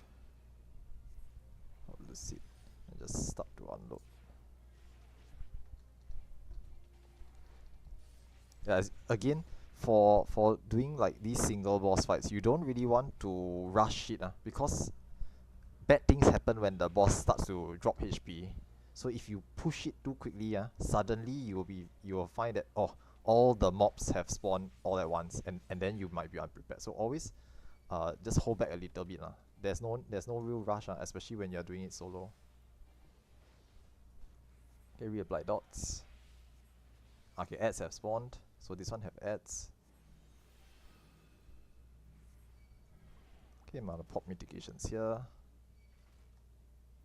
Okay, thankfully this one doesn't have tank busters, so it's not too bad. Okay, but ads usually just prioritize the ads first. So just try to kill off the ads as soon as I can. Okay, and you'll notice this happening. Some of the mobs they tend to do a lot of AoEs like this. So you don't really have time to stand still. Very kind of annoying to be honest. Hence the usage of dots really useful. Just apply dots and then just let the dots kill the mobs for you. Alright, thanks for dropping by. Anyway, this is like last two maps already lah. But yeah, I'll keep a recording of this once I'm done. So if like people want to take a look at how this is done, they can watch my recording. Okay, but to be honest, you don't really need to sit through the whole thing lah. Just go and read the guides, get a primer, find a list of spells you can use, and then you probably should be able to tackle these yourself as well. Let's throw some of this stuff.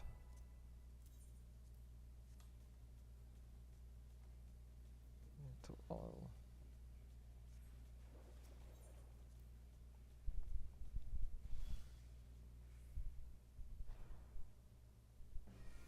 Then with the average teeth drops, I think one is reasonable. One, sometimes two. But you're really trying to get like a very high floor roll for your map. So maybe like you get roll 3, roll 4 for spin to wins, or maybe like floor 5, floor 6, floor 7 for the doors, and those usually tend to give thief maps as well. So basically, the further in you go into the map, the more likely you are to get a rare loot okay, a thief map or something rare that is useful for you. Okay, this will be the last map. Okay, map number 15.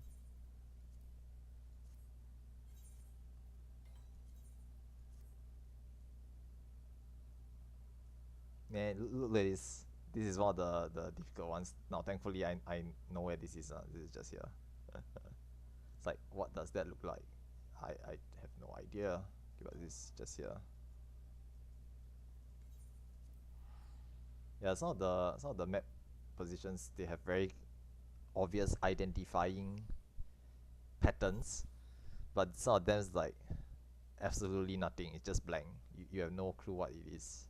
Especially the Gazelleskin ones. There's one in Ilmek, which has nothing on the map. It's literally just like nearly blank with a little bit of like the roads and stuff like that, and you can't tell where it is at all because there's nothing to identify it. That's where the cheat sheet comes in handy lah. Okay, there's a couple of websites out there you can use to sort of cheat your way to find where the actual map positions are. I highly recommend just using those instead. Okay, instead of wasting time trying to figure out where the map position is. Okay, obviously for me, like I mentioned earlier on, I've done this quite a long time already.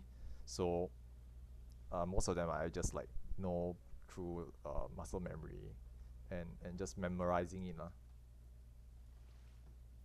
Right. Remove these. Okay, I really should remove them while flying, by the way.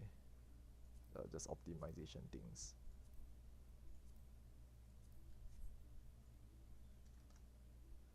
Okay, remove my D-guard as well.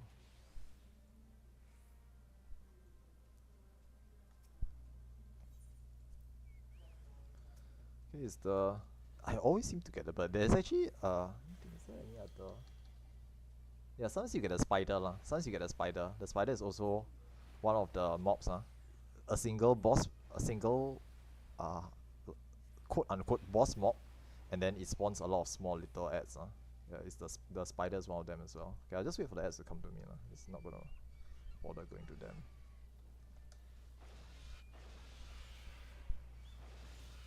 Freeze everything. Missed one, so I'll just gonna freeze again. Nice. Oh, no portal.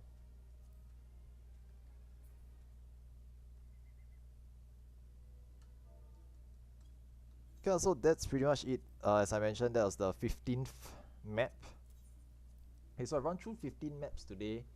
I started about 8:20 or so long, so it's 1 hour and a half. Yeah, it's 1 hour and a half. So 15 maps, hour and a half. End result 1 thief map. Okay, the RNG for this session was a bit on the poor side. The previous run I did last week, it was about 2 hours. I did about 12 maps, and I got one thief map as well. But I also died on one of the floors, which would have given me a thief map. So it was technically 2 maps, but I messed up one of them. So yeah, the average is about 1 map per hour and a half to 2 hours. So you just gotta keep grinding these out. Obviously now, if you get really lucky with the rolls, you go into the further floors, you will get more thief maps. Okay, those with the golden exclamation mark, okay, you know, the spin to win, the golden exclamation mark ones, those will usually give you a higher chance to get thief maps. It's more likely to get thief maps, and those will like if you get multiple exclamation marks, multiple exclamation marks in a row, you will usually get like 2, 3, up to 4 or even more thief maps. Every time you hit a final floor, is also a guaranteed thief map. So if it's doors, okay, the door, Gazelleskin doors, floor 7, guaranteed. Okay, you clear it, you clear the map itself, guaranteed thief map. Spin to win, 5th spin, which is the final one, also guaranteed thief map. So usually, if you can clear the entire map, you are guaranteed thief maps. The only difficulty is trying to get the RNG in your favor, and then you need to be able to clear it lah. So don't mess up like what I did yeah. Although I'm still learning lah. So hopefully I'll get better at this. Okay, so with that's it for today's session. I didn't really track how much gil I make, but to be honest, I'm not very particular about the gil. Like, okay lah, I mean Barry already mentioned how much gil I have okay, so I've been playing this game for a long time, so I'm kind of rich.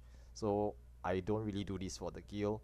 I'm just doing them for the achievements, okay, and to farm the thief maps so that we can do thief map only runs, which is supposedly one of the hardest achievements to get in this game. Okay, 2020 thief map clears is super duper rare. It's super duper difficult to achieve because it's pure RNG. There's no real skill involved. It's just luck. Hence the difficulty. It's layers upon layers of RNG. You gotta do Gazelleskin maps to get lucky with those, and then you get the thief maps, and with the thief maps you need to go all the way 7 floors in to get the clear, and you need to do it 20 times. Hence the extreme difficulty of this achievement, which is what prompted many players like myself as well included, okay, to start doing them solo.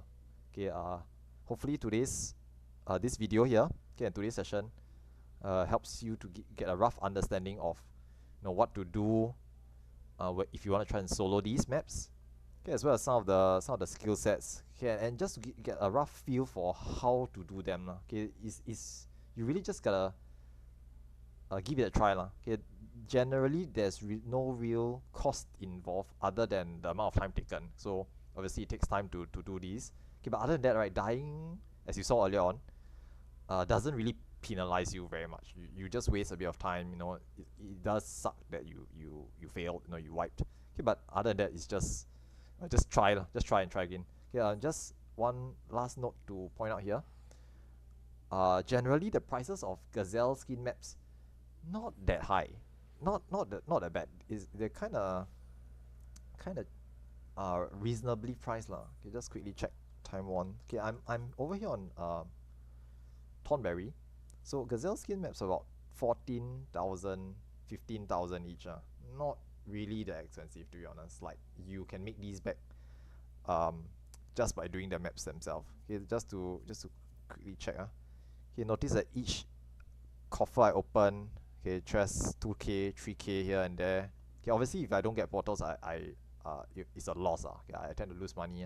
Okay, but if I do get portals, then I will make back some of that gil as well.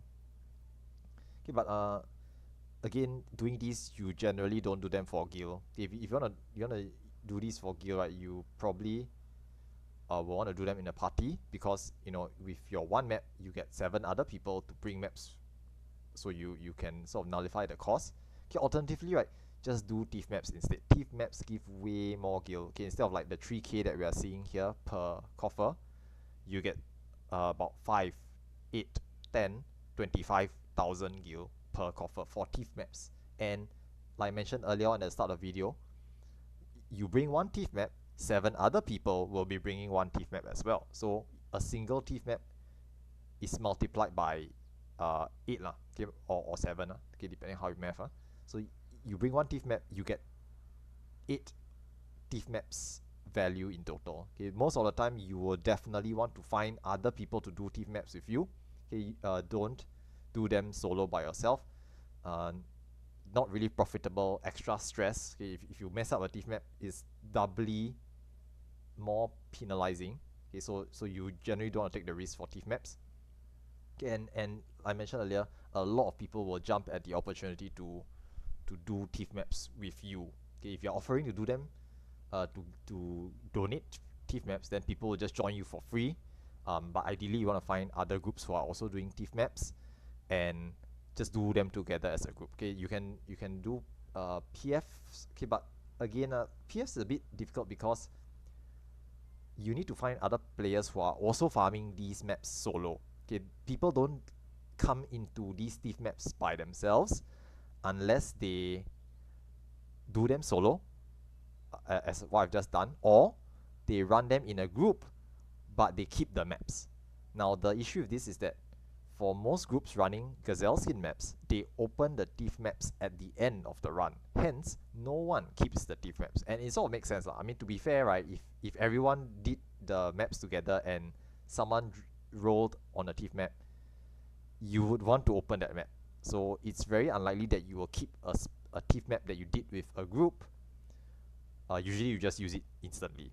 Hence, there's a low chance to get random players having a TIFF map in their inventory, one or more, unless they've been farming them with the express purpose of keeping the TIFF map.